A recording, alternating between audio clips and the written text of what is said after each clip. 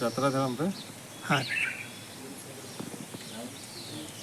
ಕಾರ್ಬೋಸ ಗ್ರಾಮದಲ್ಲಿ ಮೇ 17ರಂದು ಹಾನಗಲ ಶಿವಗಳ ಪುರಾಣ ಪ್ರಾರಂಭ.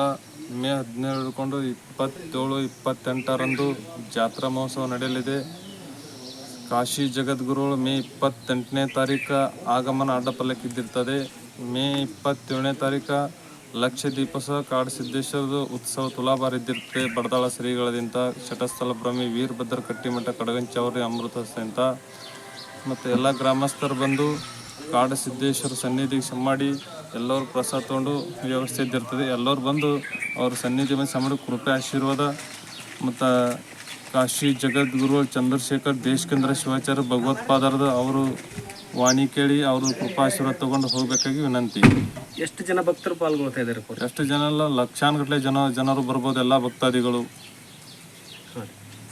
ಬಂದಂಥ ಭಕ್ತರಿಗೆಲ್ಲ ಪ್ರಸಾದ ವ್ಯವಸ್ಥೆ ಇರ್ತದೆ. ಎಲ್ಲ ಭಕ್ತರು ಸಾಯಂಕಾಲ ಬರ್ಬೋದು. 27, 28ಕ್ಕೆ 2 ದಿನ ಜಾತ್ರಾ ಭವ್ಯ ಮೆರವಣಿಗೆ ಜಾತ್ರಾ ಮಹೋತ್ಸವ ನಡೆಯಲಿದೆ. ಈ ಜಾತ್ರಾ ಸುಮಾರು ಎಷ್ಟು ವರ್ಷದಿಂದ ಪ್ರಾರಂಭವಾಗಿದೆ? ಎಷ್ಟು ವರ್ಷದಿಂದ ಜಾತ್ರಾ ಅಂದ್ರೆ ಇದು ಒಂದು 3 ವರ್ಷ ಹಿಡ್ಕೊಂಡು ಚಾಲೂ ಇದೆ ಈಗ.